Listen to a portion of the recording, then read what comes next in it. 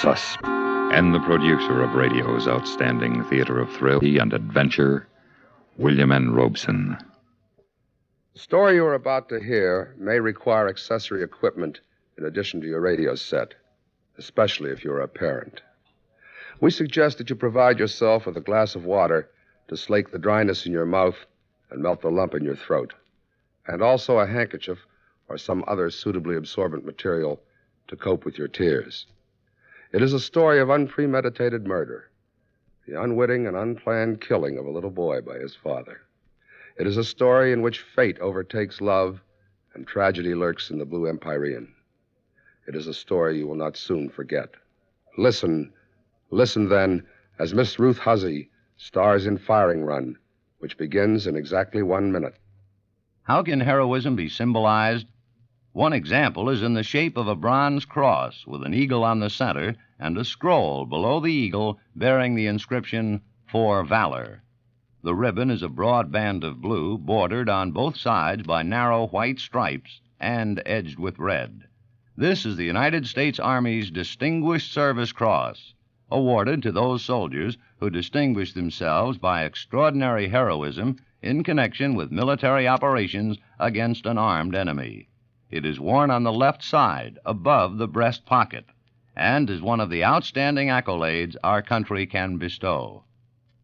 Of the millions of men who have served in the armed forces of our country, only a comparative few have so conducted themselves as to earn this valued award.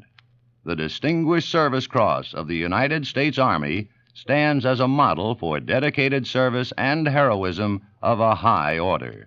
It is one symbol of heroism which only the brave and determined may attain. And now, Firing Run, starring Miss Ruth Huzzy. A tale well calculated to keep you in suspense.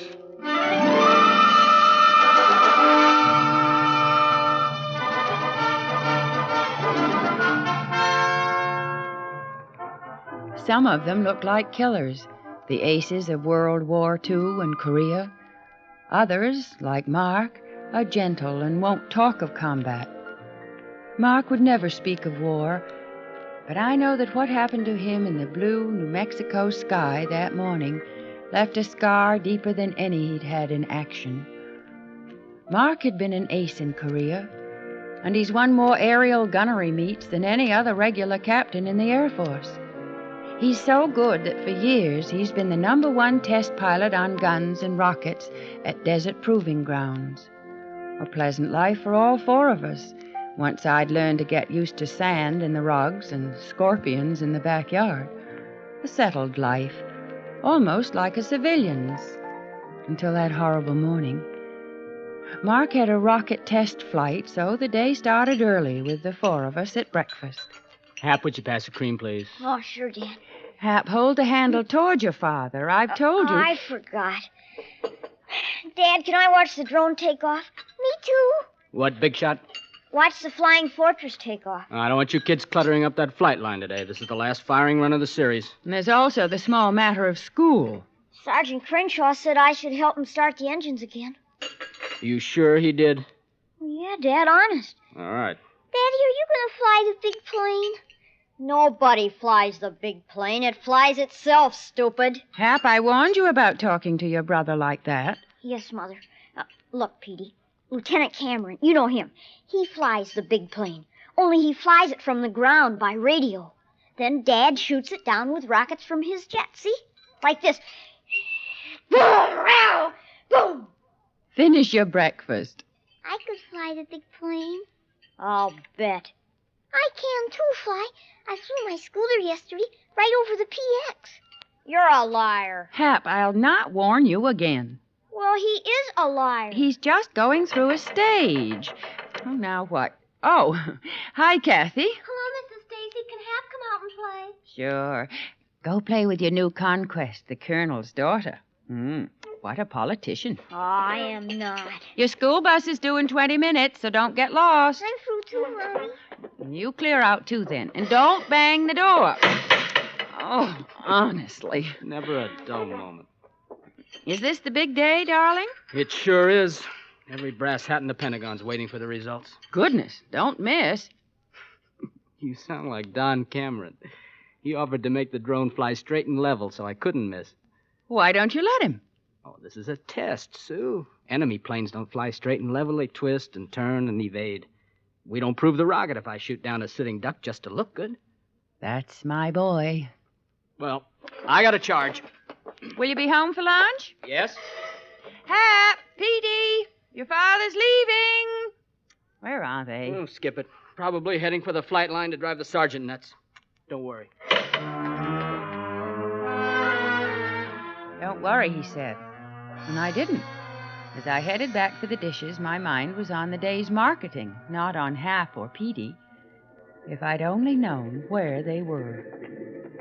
Hap, my father told me to stay off the field. It's okay, Kathy. Sergeant Crenshaw is my buddy. That's his drone on the runway. Heck, he already started the engines. He said I could help. Well, come on. Let's go see him in the cockpit anyway. Oh, golly, Hap, my daddy'd shoot me. Come on. You ever been in a flying fortress? No, Well, but... come on then. Oh, I want to come too. You go home. You're a fibber. We don't want fibbers around. I am not. All right, Petey. I didn't mean it, but listen, you go home anyway. You might get hurt here. Come on, Kathy. do you think we ought to? Come on, hang on to my hand. It's so windy, it's blowing my dress. It's just a prop blast. Stay down low like this, okay? I don't like it, Hap. Let's go back. Nah, come on. We'll run through the bomb bay. Here. Help me up. It's spooky here. Oh, follow me along the catwalk. Don't slip. Oh, boy. Here's the flight deck.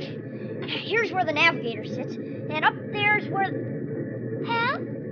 What's wrong?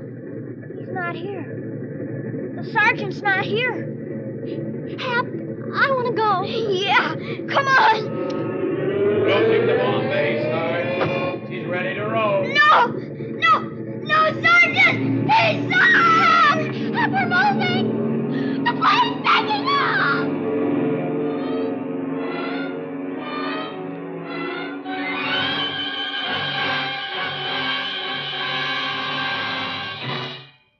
The second act of Suspense continues in 1 minute. Another visit with Joe and Daphne Forsythe. You're mercy, Lord. Joe?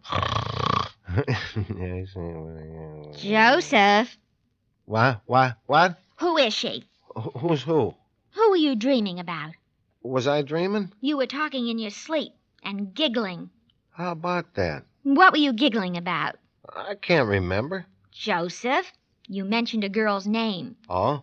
What name? Spas. Spas? Yes, Spas. Candy Spas. It sounded like a dancer or a striptease or something. Oh. Oh, what? Well, I must have said Candy Spots. Candy Spots is a horse. I bet on him once. You bet on a horse? Yeah, we had a pool.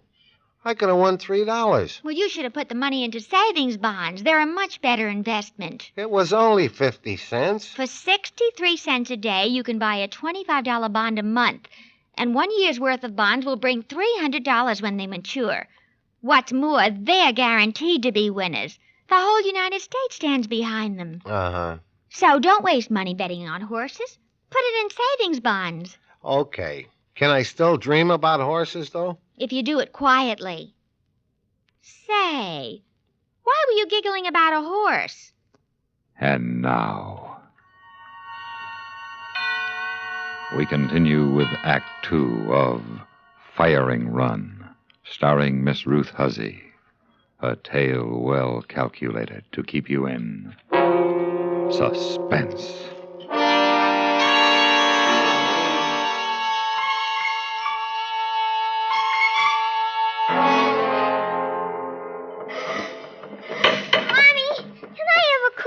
You just finished breakfast. Mom. Oh, all right. Oh, And take boy. one for Kathy and one for your brother and tell them it's time for the school bus. They flew an airplane. Hmm? They flew an airplane. I can't understand a word you say with your mouth full. I said Hap and Cassie flew away in the airplane. Oh, Petey, don't fib like that. They did. Now, Petey, listen to me. Mommy knows you aren't really a fibber, but other people don't. So just try to say only what happens, what really and truly happens. All right? All right. Now, go and tell Hap it's time for the bus. He flew away in the airplane with Cassie. Petey, stop that fibbing. They did, Mommy, really and truly. They got into his tummy, and then they flew away. What kind of an airplane? The big one. The drone? Oh, no. Oh, they couldn't have. Petey, so help me if you're lying. Come on.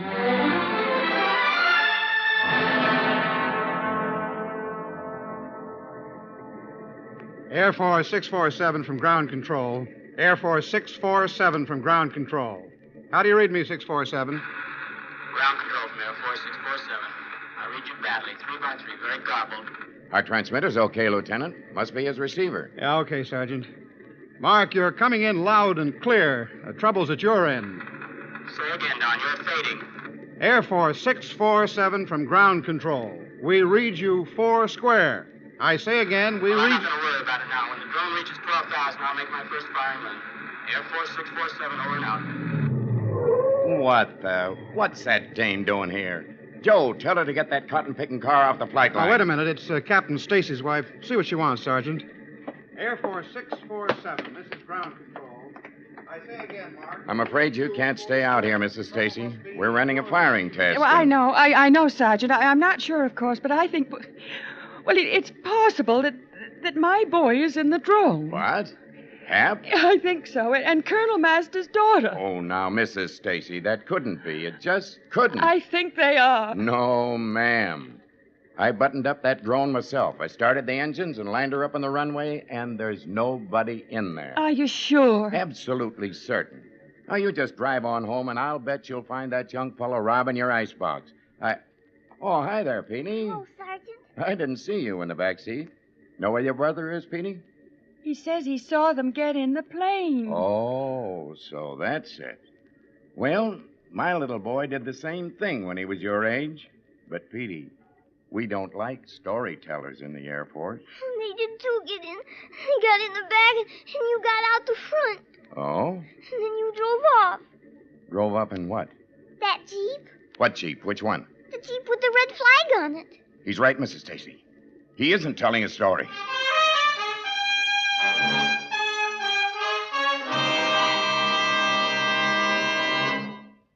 Act 3 of Suspense follows in 1 minute. We have, together, ample capacity and freedom to defend freedom. This is NATO, the North Atlantic Treaty Organization. NATO's many achievements are plates of the shield which it is forging to protect peace and freedom. But the shield is still thin and needs constant strengthening. True, NATO forces in Europe cause any potential aggressor to exercise caution, but these forces are insufficient to remove all threat of attack. As NATO forces grow, so do hopes of world peace. The United States of America is a part of NATO. You should be aware of and alert to the objectives and programs of the North Atlantic Treaty Organization. And now, we continue with Act 3 of Firing Run, starring Miss Ruth Huzzy. A tale well calculated to keep you in suspense.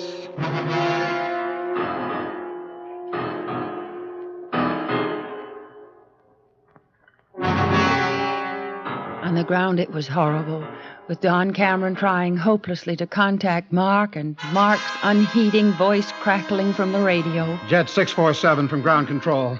Mark, break off. Do not, repeat, do not make your run. Commencing first run in 10 seconds. Mark, break off. Abort your run. I could see the vapor trails now high over the desert, the white track of the ancient bomber crawling across the sky. Mark tracing a contrail swiftly and precisely above and behind it, overtaking it. It was horrible on the ground, but when I thought of the terrified children in the cockpit, then it was unbearable.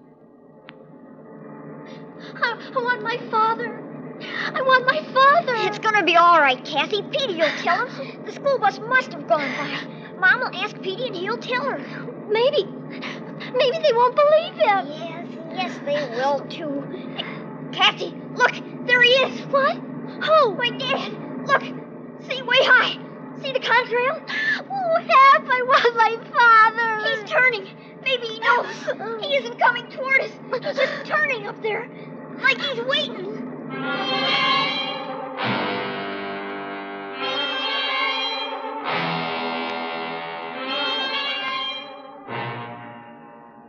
Sue, it's no use. I can't contact him at all. What are we going to do, Don? I don't know. Pray that he misses. That guy doesn't miss. Lieutenant, can't you dive her for the deck and land? Dive that old rocket, pull the wings off it. Wait, there he is again. Ground control from 647. I'm in position, commencing my first run. Angels 15. Suddenly, Cockpit check. it was not Mark at all. Master switch on. That Rockets cold, on. relentless voice chanting a song of death. Computer on, autopilot off. It couldn't be Mark. Outside air It was the voice of a stranger, closing. a killer, Tracking night. stalking my little boy. Okay, firing range done. Stand by for first salvo. Stop him! Stop him! Right, Stop him! Sergeant. Sue, snap out of it. Hang on to yourself. Begin evasive action, Don. Make it good. Make it good, he says. Now, look, Sue, I'll do my best. Just before he reaches his point of release, I'll try a high wing over. It'll shake up the kids, but if the wings stay on... There he goes, Lieutenant. There he goes. Wait. We've got to wait till the last second.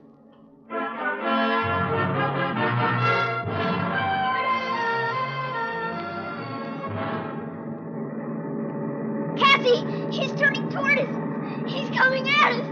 Oh, Daddy! Daddy, no! No, don't shoot!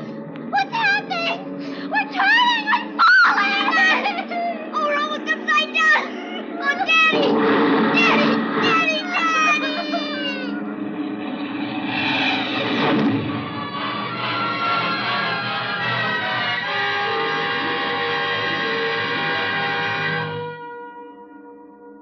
You can look, Sue. No. He missed. I can't hardly believe it. He missed. You foxed him, Lieutenant. This time. Very nice, Don. Very nice. I'll try the second salvo. I'll line up better this time. Oh, darling, please. He won't miss twice, Lieutenant. You know that. I'm in position. Starting my second firing run. Commence your evasive action. If we can just do it again. Just once more. I'm on my run. This is a honey, Don. Lieutenant, you better start your wing over. He's ready to fire. The contrail from the jet reached swiftly, almost scornfully for the lumbering bomber.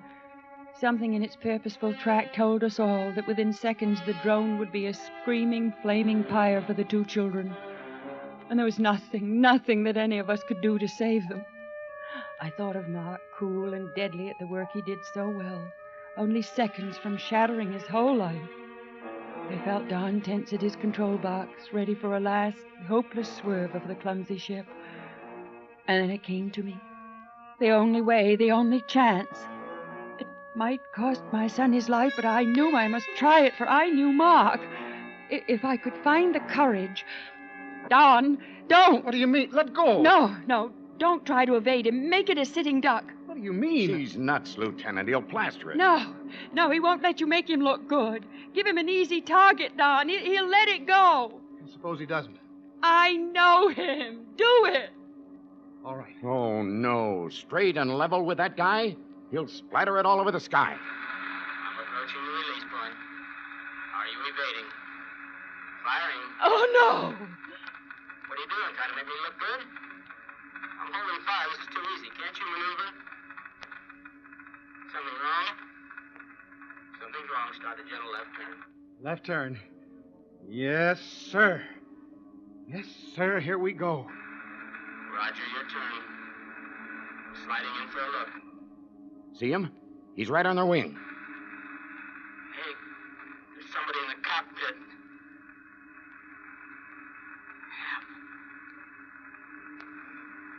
Don.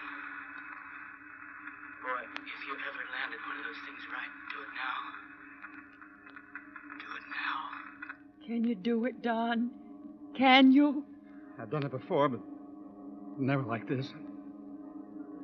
Okay, Sergeant, watch my gauges. Easing off her power. Manifold pressure 18 inches, sir. Dropping her gear. Gear down, sir. Cameron, what's your airspeed? Get that nose down. I can do without that. Flaps down, Sergeant. Flaps down, sir. It was minutes, but it seemed hours before the big plane lumbered into the pattern, wheels reaching awkwardly for the runway. I closed my eyes and prayed. And then...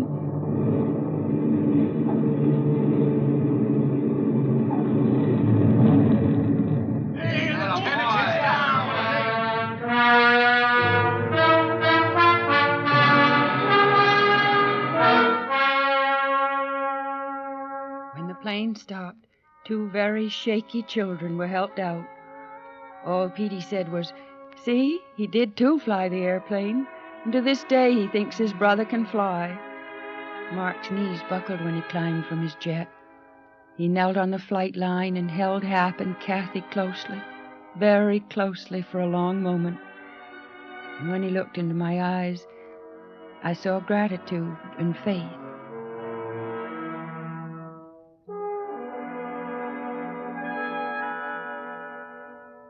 He still tests guns and rockets.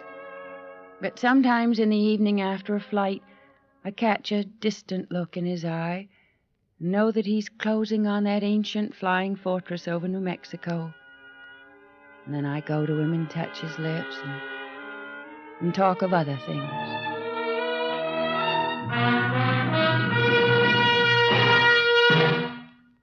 Suspense, in which Miss Ruth Hussey starred in William N. Robeson's production of Firing Run, written by Michael Frost.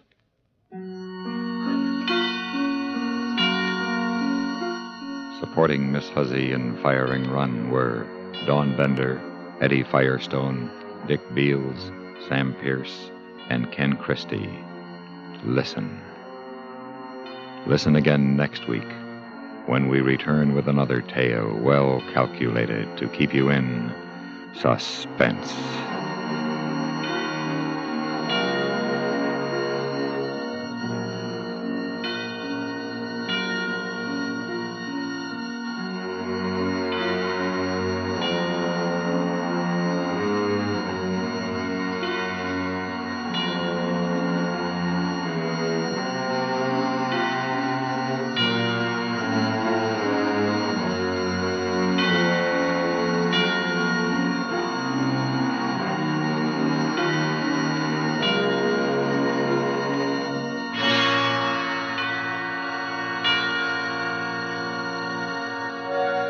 Suspense has been brought to you through the worldwide facilities of the United States Armed Forces Radio and Television Service.